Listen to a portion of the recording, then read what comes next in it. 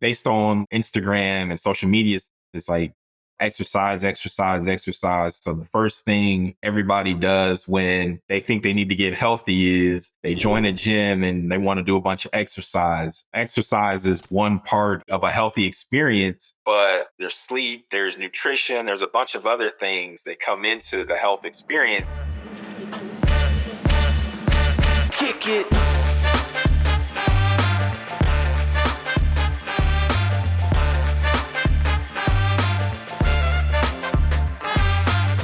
Welcome to Strata Stories. My name is Thomas Schreiber, and I'm the Director of Marketing here at Strata PT.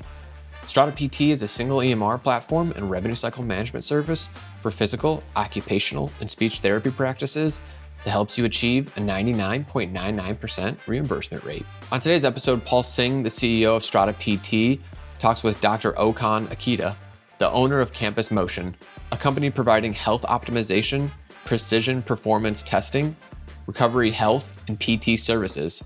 Dr. Okon is an experienced PT with expertise in employer-based corporate health, orthopedic and sports physical therapy, injury prevention, and wellness recovery.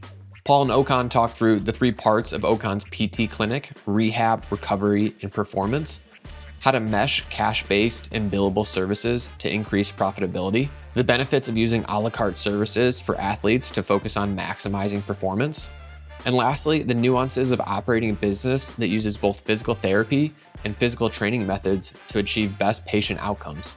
If you'd like to learn more about Strata PT and see how our EMR and RCM works, head over to stratapt.com to book a demo. Now, without further delay, here's today's episode. You've got this really interesting business model at your practice that from the outside kind of looks like you have figured out how to weave that thin line between cash services and insurance. And you've even gone so far, I think, from the outside where it's like you clearly understand marketing and sort of the benefit of, I just imagine that you're thinking about your business in terms of funnels. So let me pause for a minute. Let me let you do a quick intro on your background and tell us a little bit about your practice, and then we'll kind of dig in there. Okay, so my name is Okon Anita. I am a physical therapist by trade. I've been a PT for almost 17 years. It'll be 17 years coming up in January. And so uh, throughout my career, I've had a lot of different opportunities. I've worked almost 10 years for our two largest healthcare systems locally in a hospital-based outpatient. I spent a few years at large national corporate private practice at a couple of different organizations. I also spent time with an employer based wellness health center where on staff we had physical therapists, a chiropractor, a psychologist, a health coach, primary care doctor, nurse practitioner, acupuncturist, and massage therapist, all in the same health center. Since we didn't accept insurance and we worked directly for the employer paid us based on the services they wanted to have available and what they wanted to have available for their employees. And so within those different settings, I've also been everything from a staff PT to a regional director. And so kind of run the gamut of, staff focused on patient care only to managing a bunch of different locations. And so all of my perspectives that I've kind of entered my business with my own practice, it's a configuration of all those different experiences and kind of Yeah. maximizing those opportunities that I've learned and kind of putting it together in a unique environment. So Yeah, and we'll post a link to your LinkedIn in the show notes here. But yeah, you've got this history. It's kind of like you've sort of seen a lot. Um, so and I imagine I think what you're alluding to is it sort of shaped how you built your business. So let me just kind of lay out what I think your business looks like, and then I'd love for you to kind of explain it as much as you're willing to share. But so you've got this practice. I'll let you say the name of the practice, but you've got this practice, and you've sort of like you've got these three labs. I don't know if you call them that. Maybe I should probably check the website on this. But anyway, you've got this rehab lab, a recovery lab, and then a performance lab. And maybe I'm just too much of a capitalist and I can't enjoy anything. But to me, it's like, oh, those look like funnels that kind of, walk a patient through to the best outcome wherever they're coming from. But from a business standpoint, they're kind of all additive. Why don't you give us like kind of the overview of your practice now, and then I would love to kind of just understand what those three labs are and kind of, maybe what the like I know you sort of serve runners. I'm a runner, so maybe you even just talk to me as a runner. What are those three labs, and how do they help me Okay. as a runner? So I'll start off with a little background of how we arrived at the three lab concept. Uh Started off as just PT about 5 years ago. Started off with a location inside of a gym and also doing mobile. I had a mobile clinic where I had taken a Mercedes Benz Sprinter and converted it into a mobile office, and then I had a space inside Oh, of the cool. gym. So at the Yep. time, we were doing just PT, but from the beginning, I had always planned to expand beyond just PT. PT was just the place to start, and that's where I had my name and reputation and where I could get off the ground and get revenue generated and have a foundation, have a lot of relationships with physicians in the area from the hospital systems that I worked for. And so, Yep. that was the low hanging fruit to get started. And so Yep. I did that part time to start while I still had another position. Then, after about a year of kind of doing both, I got busy enough where I could go full time into the business working for myself. And so I did that for almost an entire year while I figured out what I wanted to do to expand beyond just myself providing PT. So I had Yep. already Yep. decided that I was going to do something. And if I was going to move into a bigger office and have a traditional office space, I didn't want to have a traditional office space just to do PT because I could have kept doing PT in the manner that I was doing it with doing it mobile on Right. site and then having my office space inside the gym. And Right. so that led me to looking into some recovery and wellness technology, uh, some wellness and technology options. So in 2022, I added whole body cryotherapy, whole body red light therapy, and localized cryotherapy. And that was to, break into a realm where you're seeing people a little bit more for wellness. You're seeing people a Right. little bit more in an ongoing maintenance, uh, I don't know, ongoing maintenance aspect. You also have the Yep. opportunity for packages, memberships, those types of non-traditional revenue streams that PTs usually don't have when you're relying on fee for service visits, insurance reimbursement, etc. So the thinking was, what services can we offer that our PT patients would deem useful to them, even when they're not PT patients. So if they start as PT Right. patients and Yeah. we're doing these things, they're complementary to their PT care, but then there are things that they can come for that aren't PT related and that, they don't need to get a referral from a doctor. They don't need to, get authorization for all those different types of things. Right. So Right. from 2022 to 2023, the focus was on the recovery the recovery side of things in conjunction with the PT side when I opened up that new office. Yeah. Starting in 2023, about the summer of 2023, what I figured was that although the recovery side was going well and the PT side, they were married together, it still wasn't completing the whole picture.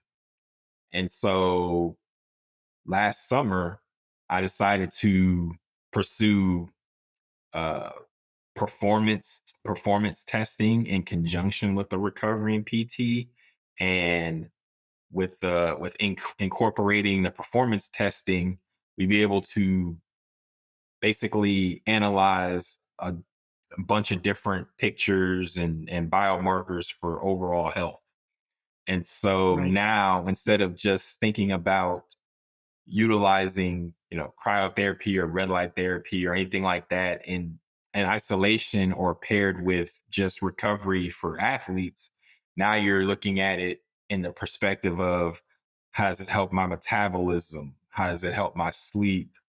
How does it help my brain health? How does it help my overall recovery? And so now you're taking the same technology, and now you're applying it to multiple different health outcomes. And so now you're more in a health optimization mode where you're taking the data, as a PT, you're used to assessing a situation, evaluating where the problems are. You have your problem list, and then you have your plan of care, and you're addressing that Yeah. for an overall outcome. And so it's the same thing when you're dealing with health. You're dealing with sleep, Yep. or Yep. you're dealing with brain health, or you're dealing with metabolic health. You have an issue or a question, you want to improve something, you analyze it, you get the data, you implement a plan, you give that plan a period of time, and then you retest, and then you modify. And so Yep. by adding all these different services, because now, we've added PEMF, and we've added shockwave, and we've added VO2 max testing and resting metabolic rate testing and 3D movement screen. So, we added Yeah. so many services that to consolidate it so that it doesn't become so overwhelming, we divided it into the labs. So the rehab lab is more your PT side, right? Uh, your traditional PT side. The recovery lab is, everything that has to do with recovery. So whether it's recovering It's like from I ran a workouts, marathon whether and it's, yeah. Yeah. recovery like sleep and stress and recovering your normal health. And then the performance lab is where we're doing our testing and our analyzing. We're trying to improve performance. And Yeah. so, That's like where that VO2 max is and correct, things like correct. that. So Yeah. now Yeah. we're not having to, because, as we all know, and it takes time for PTs to understand this because we come from a scientific background. Just talking about your tools and you know your tools and your technology or your features isn't what isn't what moves the needle. A lot of people can get lost in, wow, that's so much stuff, what, I don't even know where to start, Right. et cetera, et Right. cetera. Right. And so you kind of have to steer them in the direction that they want to go. And then once they pick a lane, then you say, okay, these are the things that we have to support the health Yeah. outcome that you want. And so I would say 2 years ago, it was, man, I have all this cool technology, let's use all this stuff. And people would like kind of freeze up because they didn't really know where it fit into what they were doing. It was kind Right. of, Right. just overwhelming. And so over time, we dialed in as we added more stuff, and then we created pathways. Okay, so now, you know, one pathway is sleep health. Okay, these things help with sleep. One pathway is brain health. These things help with brain health. uh, Yep. Metabolic health. Yep. These things help with, and so now it's very concise. And so people are Yep. more willing to buy into the plan when it's a when it's comprehensive and builds off of itself versus you have all this stuff and let me just randomly pick, oh, let me just try this one time or that one Right. time. It's we need to Yeah. do something for 3 months and have a consistent follow through where you're committing to a specific plan. So it's just taking what we already do as PTs and as healthcare providers when we see somebody and trying to, navigate that on the front end and all, Yeah. and not, you know, not forgetting about where your roots are, but also showing people that you can incorporate multiple things. And then it's just been figuring out the way to make the message more concise and so that folks understand and aren't turned off because it's just too much. Yeah. By the way, I have to ask. So obviously, you're trained as a physical therapist, but if you don't mind me asking, if we were to meet you back in college and things like that, did you minor in marketing or business or anything like that, or was this sort of all learned along the way? This was all learned along the way. I love it. I I call love my, it. Yeah. I'm myself I'm a lifelong learner and I'm also a self-directed learner. So even when I was in school, I would always do what I needed to do to make the grades that I needed to make to get through, high school, get through college, get to PT school, get through PT school. But then I would always spend time learning stuff that Yeah. interested me beyond whatever the minimum necessary was for school. And Yeah. so, Yeah. uh, and so a lot of things, information is everywhere. There's experts everywhere. There's gurus everywhere. So like you said, you have to navigate your own path through everything. And Right. so just Right. like all the different places that I worked and all the different settings I worked, taking a little piece of what I would want to do in the future from each one of them, not mimicking any one thing 100%, but like, okay, the hospital system, we did this. This worked well. This didn't work so well, or this wouldn't work in a private setting. Okay, now I'm in a Yep. private practice setting. We could get away with this in the hospital system, but private practice, we don't have those margins. We don't have the surgeons in house on the floor above us or Right. the floor next to us and so there's all these different things that you take from each piece. And so you just Yeah. take everything and then you consolidate it to what makes sense for your circumstances. And so that's kind of what we've done as we've weaved in all the recovery and performance aspects to just kind of broaden our reach. And it's funny that you mentioned running clubs. So I worked with a few running clubs for a few years. And usually when I do a seminar for a running club, I don't even talk about PT because there are other sponsors that are orthopedic surgeons and doctors' Right. offices. And there's other PT offices that are also sponsors. And I know they're going to talk about running injuries and they're going to talk about stress fractures and this and that. And so that people aren't hearing the same thing and that I differentiate myself, I will talk about all these other health things, knowing that I treated a whole bunch of members in that running club and they're going to speak on my behalf as far as, okay, if you're injured, you can't see him for this, that, or the other. But I want to broaden people's horizons and have them think about other reasons why their injury may be healing slow. And so, are they sleeping enough? Are they too stressed? All these different things that go into your recovery beyond just the physical injury recovery. So if you're not sleeping, the body does all its repair processes while you're asleep. So if you're not sleeping, how do you expect your ligaments and tendons to heal when the process by which that happens as you relieve the stress and strain load, that repair process happens when you're supposed to be asleep. So if you're sleeping 1 hour, you're not getting that healing. So just bringing other perspectives and challenging conventional wisdom. So And like I said, just for anybody listening or watching this, I don't know you. We have no business relationship or anything like that. But I think this is really fascinating because and I mean this with all the respect in the world. There's a compliment buried in here somewhere.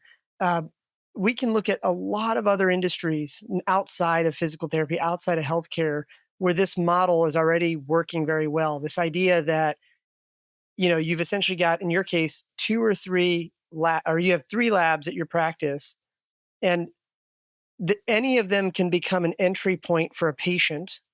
It's taboo to call them a customer. I know that, but right, any of them can be an Hmm, entry point for a patient, and but then they sort of they sort of like feed each other. Like, in other words, they become like sort of a ramp to each other. And I know it's like not popular to talk about this in the healthcare industry, but reality is that when we look at other industries, like I came from the tech industries, and when we think about a customer, we think about the cost to acquire that customer, and then we think about the total lifetime value in terms of revenue of that customer.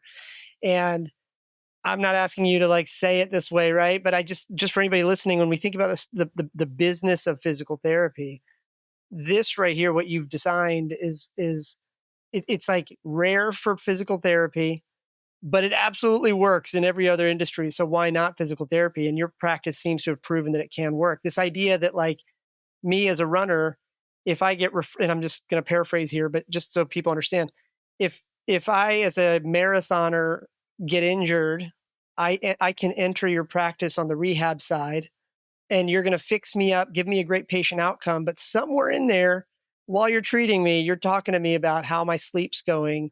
But if you find out that I'm like, man, I'm trying to break a 3 hour marathon, you're like, well, let's go talk about VO2 max once you're all healed. So, you probably absolutely. take this for granted because you've been doing this for so long. But I think for other practice owners, I think most of them would hate to admit that most practice owners just sort of go get credentialed, go lease a space, put the shingle on the door, and then they like sit there and they're like, okay, come to me. And that leads me to the other thing that I think you do really well just from the outside is like, you know, you're obviously a trained therapist, you've got all the degrees and all those things, but your demeanor and the way you talk about things with patients, both on your public feeds and even here, you're kind of talking in terms of outcomes. Like, even the way you just talked about sleep, it's like, sleep is where your muscles. I forget how you just said it there, but you're like, sleep is where your body rebuilds itself and stuff. Which, you know, that message would specifically resonate to athletes. It would not resonate with my mom. My mom would be like, sleep is for lazy people. Those are very Mhm. different messages. So I think there's a lot here for other practice owners to learn. We've sort of alluded to this, but let me just ask you directly. It seems to me that your niche, well, actually, let me rephrase. If I were to just randomly walk into your business and I don't know, pick five of your patients randomly and say, "Hey, what sport are you in?" I get the impression most of them are runners. Is that true? And if so, is that by design? Like, you kind of alluded to like speaking at run clubs and stuff. So two of them might be runners. We'll say running and endurance together because I have some cyclists as well. So endurance athletes, yes, and then also a lot of kind of adult fitness, like boot camp, kind of CrossFit, like, Yep. 30s, 40s, 50s, trying to get back into working out heavy. Maybe they've fallen off the wagon for a while and they're trying to, lose weight or lean out or do these different things. And so, uh, Yeah. they're trying to, based on what, Instagram and social media says, it's like, exercise, exercise, exercise. So the first thing everybody does when they think they need to get healthy is they join a gym and they want to do a bunch of exercise. And Right. exercise is one part of the health Yeah. of a healthy experience, but there's sleep, there's nutrition, there's a bunch of other things that come into the health experience. Everybody feels like join a gym and then go work out and everything else will take care of itself. And it doesn't quite work like that. So that's where you're trying to broaden other people's horizons. Or in the case of a runner, it's like, I just run, I'm just gonna go run. you know, that's going to, Yeah. take care of my heart rate and all these different health aspects Right. until, of course, you're hurt. And then you can't run and all the other things. You're not taking care of any of the other things. And now it starts to back Right. up on you. So I would Yeah. say starting off, I assumed that I was going to have way more like, high school athletes locally and stuff like that. Cause prior to this, I was really heavy into, seeing the football players, seeing the basketball players, seeing the volleyball players. And so I just assumed that's where it was going to build from. And I still do see a lot of that. But a lot of the youth athletes and the youth sports stuff, it's more episodic because Yeah. the Right. parents are only bringing their kids when their kid is hurt or their kid's having a problem. The parents aren't thinking that they need to prevent stuff from happening, or the parents like, oh, you're young, this isn't a big deal, don't worry about it. So the parents, I Yeah. had to learn the hard way that the parents aren't there for prevention. The parents, to them, prevention is like wasting their time. They've got 10 other things. They got other kids. They got practices. They got Yeah. games. They got all this stuff going on. They've got to work themselves. And so the parents are only bringing them when they get hurt. So on the PT only side, yes, I have a bunch of athletes and I'm seeing them. They sprain their ankle. They hurt their shoulder. They hurt their knee, whatever, and they want to play next week or in 2 weeks, or they've got a tournament coming up. But when it comes to Yeah. the broader health, wellness, and recovery side, they're thinking that's not the best use of their time. So to grow that side, you had to target it towards adults who are trying to achieve a specific fitness goal. And that's what motivates them to stick to a Yeah. plan that can take, 3 months, 4 months over time. We're not at the point where we can get our youth athletes to commit to a plan like that when they're not hurt and sitting out, if that makes any Right. sense. Yeah. No, it does. It does. Yeah. And you, um, I don't. Maybe I'll paraphrase this. So you kind of talked about how your journey started at a gym. You talked about the van that you'd built out, and then you sort of alluded to, I think growing into a new space with all, these different labs. But as I understand it now, you've kind of gone. Your expansion has kind of brought you back to your roots, where you've got this a location now inside of an Anytime Fitness. They've got a new program there, and their part, your partnership with them. Can you just talk a little bit about that? It's I'm not trying to promote, that, or get you to tell me anything you don't want to share, but I think there's a personally interesting story arc there where you started there, you grew, and then you've kind of like found yourself expanding back into the gym with Anytime Fitness, and then there's also this like the professional side of this, tying it back to this idea of you've got these different inputs into your business. And I'm curious, like how the Anytime Fitness partnership sort of, you know, fits into your plan of like bringing patients into one of those three. So let me just let you kind of talk about that as well, if you're open to it. Absolutely, absolutely. So the Anytime Fitness partnership is something that actually originated from LinkedIn. Uh, Anytime Fitness reached out, you know, 6, 7 months ago as they were expanding within their company. They had their corporate team reach out online to PTs and local markets that wanted to partner with, a national fitness franchise. And, Yep. Anytime Fitness is the largest fitness franchise in the world. They've got over 2,500 locations. And you can see why when you see the way that their gyms are set up. They're set up to be in strip centers. So, strip centers are ubiquitous across, there's strip center space everywhere. So you don't have to necessarily have the footprint that you would need to have for some other types of gym concepts. So it makes Right. the barrier to entry for franchisees of Anytime Fitness to be able to join and, get the capital they need and stuff like that because it's a retail space in a strip center. And so, uh, and so, uh, so they have they're developing within their within their within their business model. They want to partner with PTs.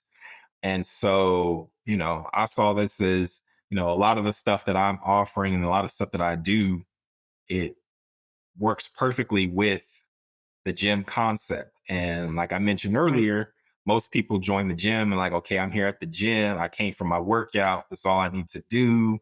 I've checked the box for health. Now I'm Right. on to everything else. And so I see Yep. the partnership with Anytime Fitness and gyms in general as the place to educate folks on everything else that they can be doing to solidify their health in addition to the workouts and the classes. Because what inevitably happens is people get overzealous with the workouts, they don't do any of the other things, they get hurt and quit, cancel their Yeah. gym membership. They say, well, maybe I'm too old for this because I'm getting hurt now. When I did this in my 20s, I didn't get hurt. And what I try to get people to realize is that when it comes to whether you're going to get hurt or not, your age has nothing to do with it, because professional athletes, world class athletes, have a team of people like myself on their team working with them every day, all day. A lot of the equipment and technology that I use, they're using that stuff all day, every day. And they need all those things just to go out and perform their job. And so Yep. we've got recreational athletes and weekend warriors that are 40 and 50, and they want to play all these sports and lift all these weights and not do anything else. I have to remind them that pro athletes perform at a much higher level and do way more maintenance in between to make sure that they can perform.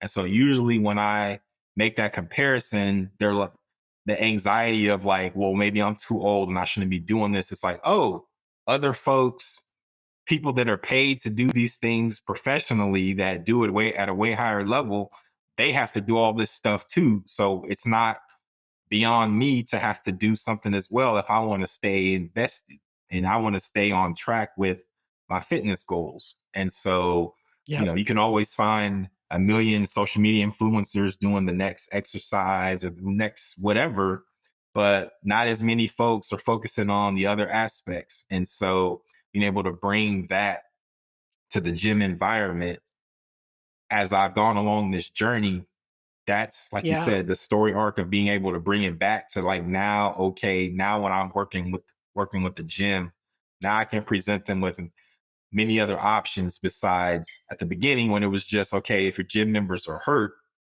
let me work with Right. them so that they don't cancel their That's right. membership and they can keep their workouts. Now it's okay, That's right. let's help them lose weight faster. Let's help them eat better so that their metabolism is better. Let's help them do all these different things.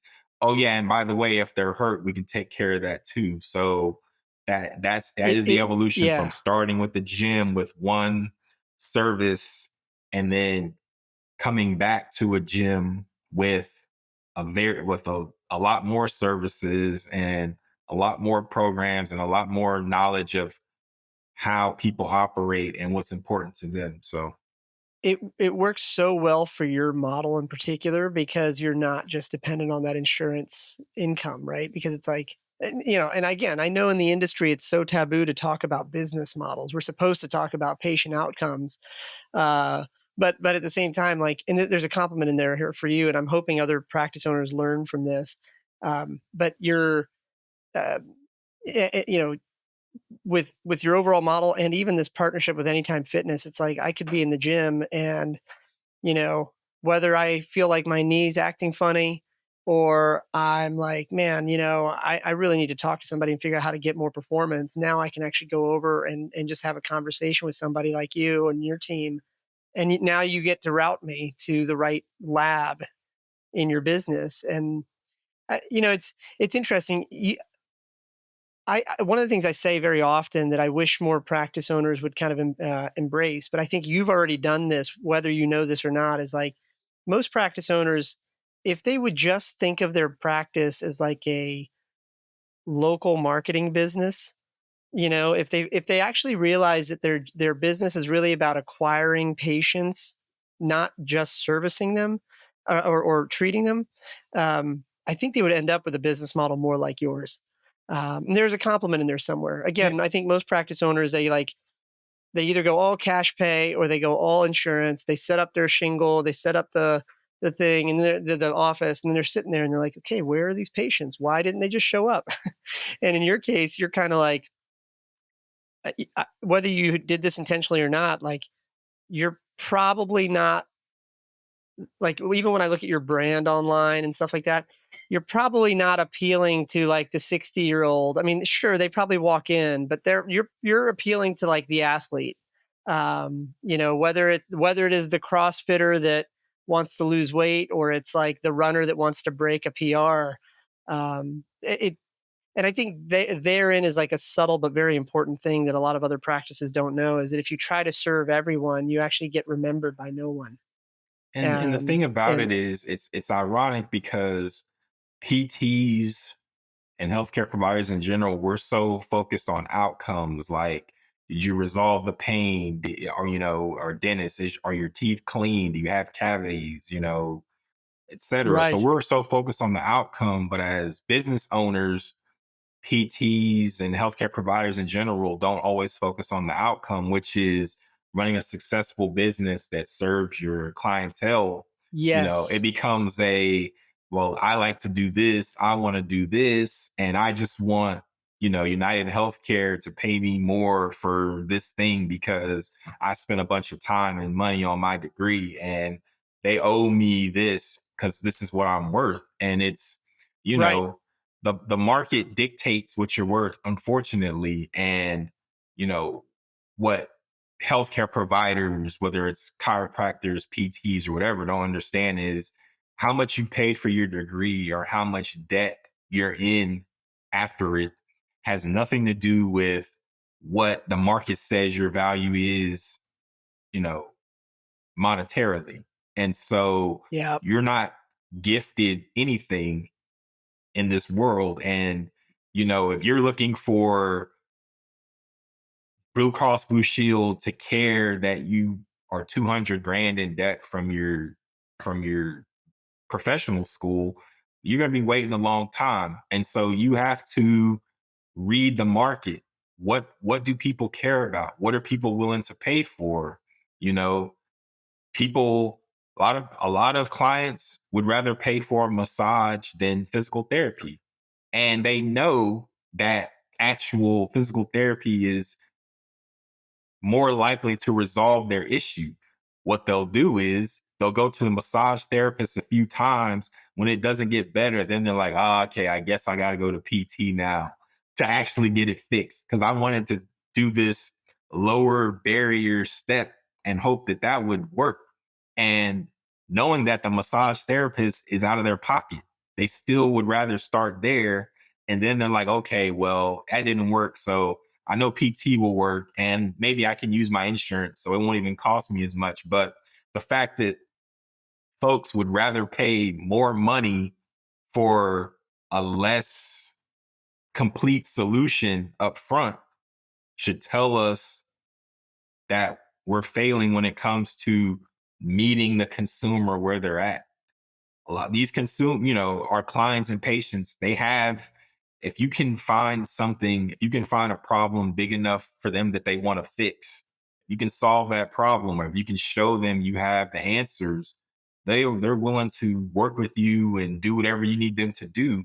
But if they feel like what you're doing is what everyone else is doing, then you're going to get treated like everyone else would get treated. And if you're relying on reimbursement from your insurance providers, then you get what you get, and you don't get a raise every year from Aetna or from Cigna. They're not going to say, "Oh, inflation's gone up. Let me increase the price. Let me increase the reimbursement." yeah. Like, and so if you want to match inflation and have control over your pricing, then you need to offer stuff that people will pay for directly. And then you control you control that ability to raise or drop your prices with inflation, And so, you know, what I believe PTs need to do is use the knowledge that you have as a means to an end, because the knowledge that we have and the way we can bring the medical side and the wellness side and kind of marry them together, since we are the movement specialists, we can evaluate injuries, on the medical side. We can do those things, but we can also help do the exercise and fitness and wellness stuff as well. And so we're the only ones that kind of sit in the middle of both of those, physicians and doctors and PAs that are in sports medicine and ortho. They're looking at imaging, they're looking at prescribing medicine. They're in an office, they can't even have you run or show them how you run or anything when they see you in the office. So they're very medically based. And then on the other end, you have your personal trainers and strength coaches that are there to help train you up, help you get bigger, faster, stronger, jump higher, Right. etc. But we're sitting in the middle where we can have a foot in both sides. We can talk to the physicians about medical stuff and instability and stability and you know bone healing and all those things on the medical side. We can also talk to the personal trainers and the strength coaches on the you know fitness, wellness, performance improvement side. And so we need to take that unique approach, and that's what we need to be showcasing and highlighting, not standing back angry about reimbursement. Because guess what? Primary care doctors aren't getting reimbursed either, and they should have more of a gripe than even we do. If we're going like education and training and we deserve this, well, they have a bigger gripe than us. So if we're going to get in line, we got to get in line behind the primary care doctors who aren't getting reimbursed for their services, and they've done 4 years of med school, 3 to 5 years of residency plus fellowship. And so it's a losing battle to sit there and complain about something that you don't control. What you do control is Right. how you use your knowledge and how you deploy it. And so focus on that and not about, oh, I need to renegotiate this or renegotiate that, because that's still not in your control. You control what you can control. And so that's kind of my mindset and why I have navigated, as you said, eloquently. That's why I've navigated around different minefields. And, I'm in network with one insurance. I'm built out a network for the others. I'm self-pay. So I have a lot of different ways to utilize the system that's Yeah. available and maximize it for what works for me and for my practice. And so it's all about I, solutions. You can complain and complain, and the problems that we know, they're already there. But what are you doing to navigate around that so that you don't succumb? Because at the end of the day, if you have to close your doors or shut down, nobody's going to really care about the whys or the how to's or whatever. Like, at the end of the day, you right. got to produce. And so you got to do what you got I, to I do. think And so, first of all, I am so glad you're saying this stuff because I could not agree more. I think again, so much of the narrative in the industry right now is all insurance or all cash. There really is no in between. And I think the reality is that the truth, as with most things, the truth is somewhere in the middle. And like we just kind of have to accept that. And the really bad analogy I use is that like if a grocery store could make all their money off of milk and bread, that's all they would sell. But in fact, what they're actually doing is like they're putting when they most people don't like study this stuff. My wife says I can't enjoy anything. It's like when I walk into any successful business, I have to understand how it works. And it's like, when you're like, let's just say you make a new kind of bread, you don't get to just like go to Harris Teeter or Wegmans or Publix and say, "Hey, I'd like to put this on the shelf." No way. These guys actually they run their grocery stores as a business, and they say, "Okay, what's the margin? What's this? How's it work?" Okay, and then they'll do these studies where they'll actually put a couple samples on the shelf, and then they're not dumb. They'll actually look at like, okay, we're going to go put 100 loaves on the shelf. We'll see what happens. They're going to go study the receipts of the people that then went and bought that loaf of bread and figure out if the total margin on that check was worth the hassle. And like, it's like, I don't know how to articulate this very well. And I don't know if you do this yet and or if you want to talk about this, but in the tech world that I come from, when we think about like what we call CAC, cost of acquisition, and LTV, lifetime value, what we're trying to do is figure out like, okay, let's say we've got multiple ways a customer can come in. Great. What did it cost us to get there? Like, for example, if you were doing, let's say you had business dev people doing referrals or building relationships with doctors, that would be a part of your cost of acquisition for your rehab side. Whereas like your time spent at speaking at run clubs or doing local marketing to, at local 5Ks or whatever, that could be part of your cost of acquisition for your recovery. You know where I'm going with this, right? Hmm. But then Yeah. ultimately what we do is we do these cohort analyses where we say, okay, uh, it cost us, I'm making this up, it cost us $66 to get a patient in to start with us on the rehab side. Okay, and now that particular patient ID, what was the total amount of revenue we got from that account over the last 24 months, including everything from rehab to recovery to whatever. So you start to like look at that and you're like, huh, okay, now you start to work backwards. You're like, gosh, okay, if I know what the model is.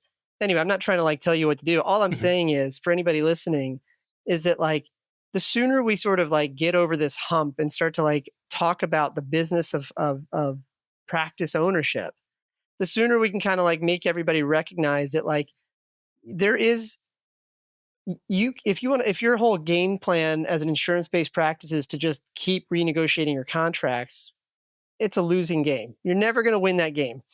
You'll stay afloat, but you'll never win that game because a first year physical therapist, as you know, is going to get reimbursed at the same rate as a 30-year physical therapist. But we can't just like complain about that. We have to actually say, all right, that's the reality. But at the same time, these patients that walk in are spending money elsewhere. How do you get them to do it with you? And that's maybe the next episode we do together is like, I would love if you're ever open to it, is to talk about maybe even just showcase kind of like the stuff on your website and maybe even how you talk about it. Because I think, again, you and I have no business relationship together, but I think what you're doing is so unique. Um, and like coming from outside the healthcare industry, I'm like, yeah, this is a no brainer. This guy gets it. But I gotta, I just, then you look at the average practice in this country and they're not thinking this way. They're just like, I'm all cash or I'm all insurance. And I say, okay, well, what is an average patient worth to you? And they're like, I don't think about that.